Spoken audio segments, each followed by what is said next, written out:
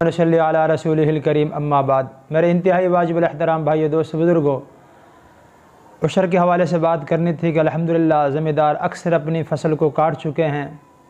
याद रखें, आपको इस दौर में नमाजी भी मिल जाएंगे, हाजी भी मिल जाएंगे, रोज़ेदार भी मिल जाएंगे, लेकिन आपको बहुत कम ऐसे लोग मिलेंगे जो अपने पूरे के पूरे माल की ज़कात अदा करते हों या अपनी तमाम फ़सलों का उशर निकालते हों।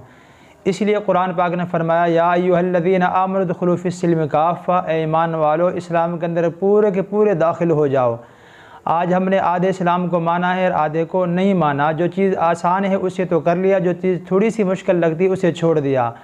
आप अच्छे खासे ज़मींदार को देखें, उशर की बात करें तो वो ज़्यादा से ज़्यादा ये कहेगा किसी गरीब को 1-2 मन गंदम दे देगा, या किसी महल्ले के इमाम साहब को 1 मन गंदम दे के जान छुड़ा लेगा।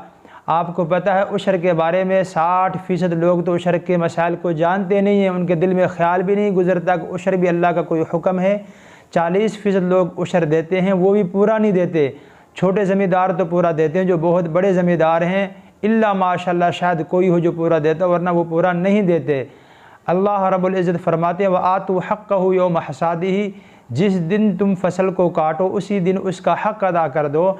कुरान से तो ये साबित होता है जिस दिन फसल काटी जाए फ़ौरन ही उशर अदा कर दिया जाए। हम उसे घर में लाकर सोचते हैं दे या ना दें, 3-3 4-4 दफ़ा हमारे पास उलमाए कराम अहले मदारिस आते हैं, फिर बहुत मुश्किल से जाकर एहसान करके थोड़ी सी उन्हें गंदम देते हैं। याद रखें, अहले मदारिस आपके मोहसिन हैं। इस दौर की सबसे बड़ी NGOs अहले मदारिस ही हैं।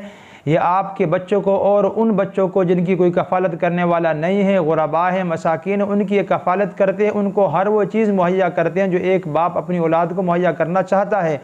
उनको ये तालीम देते हैं, उनका इलाज व मुआलजा, और उनके लिए बहुत सी चीज़ें फ़राहम करते हैं, फ्री का खाना फ़राहम करते हैं। यही बच्चे माशरे के अंदर आपके लिए खैर खा साबित होते हैं। इसलिए अहले मदारिस को ज़रूर याद रखें। वैसे तो उशर के बारे में वही हुक्म है जो ज़कात के 8 मसारिफ़ हैं। आप अपने किसी गरीब को दे, पड़ोसी को दे, बहन को दे, भाई को दे, ये सब के सब इसके हक़दार हैं अगर वो मुस्तहिक है। और फ़ुक़हा ने यह भी लिखा है, करीब वाले का ज़्यादा हक़ है। अल हक़्क़ु लिल करीब सुम्मा लिल बईद, पहले करीब वाला है बाद में बईद वाला है।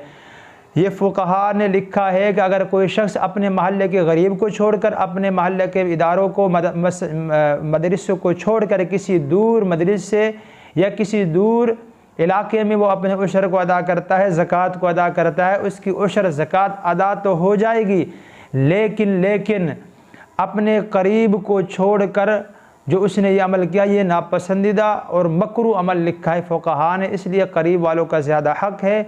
दिल खोलकर उशर दे, बल्कि मैं तो ये कहता हूँ उशर से कुछ ज़्यादा दे।